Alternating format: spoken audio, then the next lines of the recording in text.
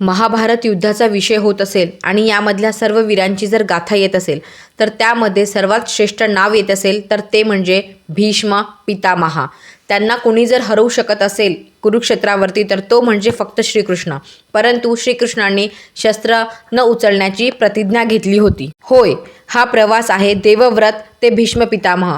आज आपण पाहणार आहोत त्यांचा जन्म, त्याग, महान कार्य आणि शेवटचा निरोप. तुम्हा सर्वांना हे माहीत आहे की ते 58 दिवस शरशय्येवरती थांबले व इच्छा मरणाने प्राणत्याग केला. परंतु काही कर्म त्यांनी असेही केले की ज्यामुळे आपल्याला हे शिकायला मिळते की तुम्ही कितीही लाख पुण्य जरी केले असेल तरी एखादे पाप जर का झाले असेल तर त्याचा परिणाम आपल्याला जन्मोनजन्मी भोगावा लागतो. या व्हिडिओमध्ये आपण त्यांच्या मागच्या जन्मापासून तर मृत्यूपर्यंतची प्रत्येक गोष्ट जाणून घेणार आहोत. तर व्हिडिओ शेवटपर्यंत बघा आणि मी अशी आशा करते की तुम्हाला भीष्म पितामहांबद्दल या व्हिडिओमध्ये संपूर्ण माहिती मिळेल. तर चला सुरू करूया त्यांची कथा. निसर्गाच्या विविध पैलूंचे प्रतिनिधित्व करणारे 8 देव आहेत ज्यांना आपण वसू म्हणून ओळखतो, ज्यांना आपण अष्टवसू देखील म्हणतो. हे घटक आहेत पृथ्वी, अग्नी, वायू, जल, सूर्य, आकाश, चंद्रमास, नक्षत्राणी. वसू हे इंद्र आणि नंतर विष्णू यांचे सेवक देवता आहेत. एकदा हे 8 वसू त्यांच्या पत्नींसह सुट्टीवर जंगलातून प्रवास करत असताना वशिष्ठ मुनींच्या आश्रमात आले. आश्रमाबाहेर त्यांना वसिष्ठांची दिव्य कामधेनू गाय नंदिनी दिसली. प्रभासाची म्हणजेच 8व्या वसूची पत्नी गायीच्या सौंदर्याने इतकी मोहित झाली की तिने तिच्या पतीला गाय आणण्याची विनंती केली आणि आग्रह केला. प्रभासाने आपल्या पत्नीला पटवून देण्याचा खूप प्रयत्न केला की आपण देव आहोत आणि आपल्याला गायी किंवा गायीच्या दुधाचा काहीच उपयोग नाही. जरी नंदिनीचे दूध शाश्वत जीवन देते तरी देवांना त्याची काही गरज नाही, कारण देव असल्याने आधीच ते अमरत्वाचा आनंद घेत होते. प्रभास त्याच्या पत्नीला पुढे म्हणाला, सर्वात महत्त्वाचे म्हणजे ऋषी वशिष्ठ यांना नंदिनी ही खूप आवडते आणि त्यांच्याकडून त्यांच्या प्रामाणिकपणाचे उल्लंघन करणे अयोग्य ठरेल.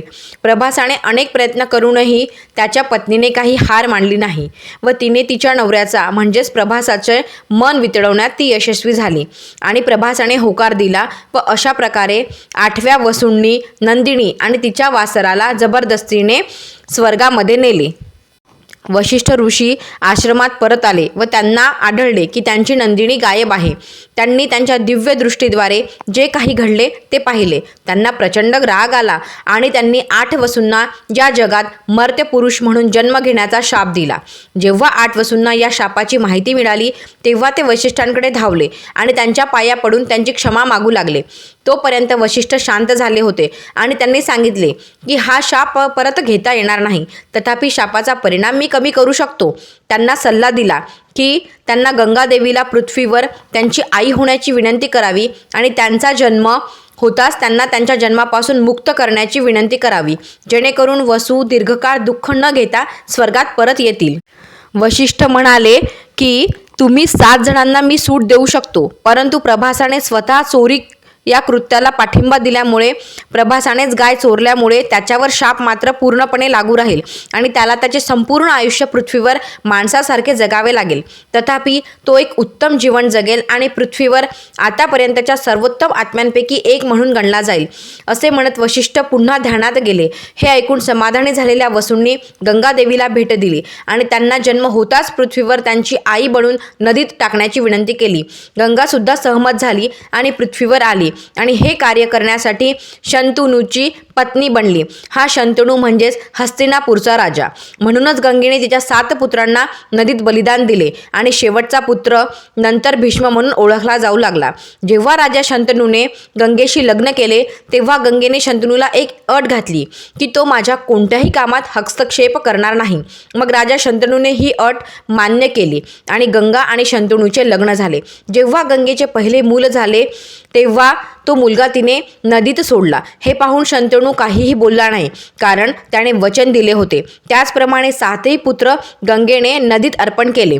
जेव्हा 8वा मुलगा म्हणजेच भीष्म पितामह म्हणजेच देवव्रत झाला तेव्हा मात्र ती त्याला नदीत सोडायला जाऊ लागली. परंतु शंतनूने 8व्या मुलाला जाताना पाहिले व त्याने तिला अडविले. त्यामुळे गंगा नाराज झाली व ती परत स्वर्गात गेली. शंतनूने 8व्या मुलाला वाढवले आणि त्या मुलाचे नाव देवव्रत ठेवले. तोच देवव्रत ज्याला भीष्म पितामह म्हणतात आणि गंगेचा पुत्र म्हणूनही ओळखले जाते.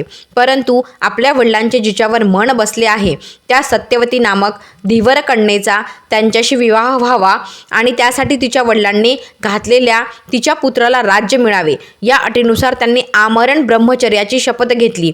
या भीषण प्रतिज्ञेमुळे त्यांना भीषण या अर्थाचे भीष्म हे नाव कायमचे प्राप्त झाले. त्यांच्या या प्रतिज्ञेमुळे त्यांच्या वडिलांनी त्यांना इच्छामरणी होण्याचा वर दिला. गंगेचा मुलगा असल्यामुळे त्यांना गांगेय व नदीज अशी नावे प्राप्त झाली, तर शंतनूचा मुलगा असल्यामुळे शांतनव असे नाव सुद्धा मिळाले. ते महाभारत युद्धाच्या वेळी कुरुवंशातील सर्वात वृद्ध पुरुष असल्यामुळे त्यांना कुरुवृद्ध असेही म्हटले जाई. त्यांचा निर्देश पितामह, भीष्माचार्य इत्यादी आदरार्थी शब्दांनी केला जात असे. लहानपणी गंगेजवळ असताना वशिष्ठांनी त्यांना सर्व वेद शिकवले होते. त्यांनी बृहस्पती व शुक्राचार्य यांच्याकडून शस्त्रास्त्रांचे तर परशुरामाकडून शस्त्रास्त्रांबरोबरच राजधर्म, अर्थशास्त्र यांचे व चवन भार्गवाकडून सांगवेदांचे व मार्कंडेयांकडून यतिधर्माचे ज्ञान मिळवले. रणविद्या, राजनीती, अर्थशास्त्र, अध्यात्म, धर्म, नीती, दर्शने इत्यादी क्षेत्रांतील त्यांच्या अलौकिक ज्ञानामुळे त्यांना सर्व शास्त्रवेत्ता मानले जाई. महाभारत युद्धांमध्ये शरसय्येवर पडल्यानंतर त्यांनी युधिष्ठिराला म्हणजेच धर्मराजाला उपदेश केलेला महाभारताच्या अनुशासन आणि शांती पर्वात विस्ताराने आलेला आहे. कुरुवंशातील शंतनूंपासून दुर्योधनांपर्यंत अनेक पिढ्यांनी ची त्यांनी काळजी घेतली. शंतनूसाठी ते आमरण ब्रह्मचारी राहिले. त्यानंतर चित्रांगद व विचित्रवीर्य या सावत्र भावांचेही त्यांनी संरक्षण केले. विचित्रवीर्यासाठी पत्नी म्हणून अंबिका व अंबालिका यांना त्यांनीच जिंकून आणले. धृतराष्ट्र, पांडू व विदुर यांचे पालन पोषण केले. शिक्षण व विवाह सुद्धा त्यांनीच लावून दिले. कौरव पांडवांच्या शिक्षणाची व्यवस्थाही त्यांनी केली. अशा रीतीने त्यांनी कुरुवंशातील 4 पिढ्यांची काळजी वाहिली. त्यांच्यावर युद्धाचे अनेक प्रसंग आले. शंतनूच्या मृत्यूनंतर शेजारच्या युग्रायुध राजाने सत्यवतीच्या अभिलाषेने त्यांच्यावर हल्ला केला. तेव्हा त्यांनी 3 दिवस लढून त्याला ठार मारले. काशी राजाने अंबा, अंबिका व अंबालिका या आपल्या मुलींसाठी स्वयंवर घोषित केले. तेव्हा त्यांनी जमलेल्या सर्व राजांचा पराभव करून विचित्रवीर्यासाठी म्हणजेच आपल्या सावत्र भावासाठी त्या मुली जिंकून आणल्या. अंबेच्या सांगण्यावरून परशुरामाने भीष्मांना तिच्याशी लग्न करावयास सांगितले, परंतु त्यांनी ते नाकारल्यामुळे परशुरामाने त्यांच्याशी युद्ध केले. 23 दिवस चाललेल्या या युद्धात भीष्मांनी परशुरामाचा सुद्धा पराभव केला. ही अंबा म्हणजेच पुढे शिखंडी म्हणून पुनर्जन्म घेऊन महाभारत युद्धामध्ये आली. महाभारत युद्धात पहिले 10 दिवस ते कौरवांचे सेनापती होते. या काळात त्यांनी बराच पराक्रम केला. एकदा तर अर्जुनाला त्यांनी मूर्छित केल्यामुळे कृष्णाने हाती शस्त्र न धरण्याची प्रतिज्ञा सुद्धा मोडली. त्यांच्या रथाच्या ध्वजावर तालवृक्षाचे चिन्ह होते. स्वीकारलेल्या तत्वांचे काटेकोर पालन करावयाचे हा त्यांचा स्वभावच होता. त्यामुळेच आमरण ब्रह्मचर्याच्या प्रतिज्ञेशी ते चिटकून राहिले. ही प्रतिज्ञाही त्यांनी स्वतःहूनच स्वीकारली होती. अंबेशी विवाह करण्याची आज्ञा प्रत्यक्ष परशुरामाने देऊनही त्यांनी ती नाकारली. विचित्रवीर्याच्या मृत्यूनंतर स्वतः सत्यवतीने आपल्या विधवा सुनांना पुत्रप्राप्ती व्हावी म्हणून त्यांना नियोगाची आज्ञा दिली, परंतु तीही त्यांनी मानली नाही. शंतनूने सत्यवतीशी लग्न होण्यापूर्वी त्यांना युवराज म्हणून अभिषेक केला होता, परंतु प्रत्यक्षात त्यांनी राज्याचा लोभ कधीच केला नाही. अखेरपर्यंत दुसऱ्या कुणाला तरी राजा बनवून ते अधिकारपदापासून दूर राहिले. महाभारत युद्धाच्या 10व्या दिवशी अर्जुनाने शिखंडीच्या आडून त्यांच्यावर बाण मारले. भीष्मवधासाठी तपश्चर्येने पुनर्जन्म प्राप्त केलेली ही अंबा हीच शिखंडी असल्याचे सांगितले जाते. भीष्म शिखंडीला स्त्री मानत असल्यामुळे त्यांनी शिखंडी आडून आलेल्या बाणांचा प्रतिकार केला नाही. त्यामुळे ते जखमी होऊन खाली कोसळले. पौष कृष्ण सप्तमीला फाल्गुनी नक्षत्रावर ही घटना घडली असे मानले जाते, परंतु त्यावेळी दाक्षिणायन चालू होते. भीष्म इच्छामरणी असल्यामुळे उत्तरायण चालू होईपर्यंत प्राण न सोडल्याचा त्यांनी निर्णय घेतला.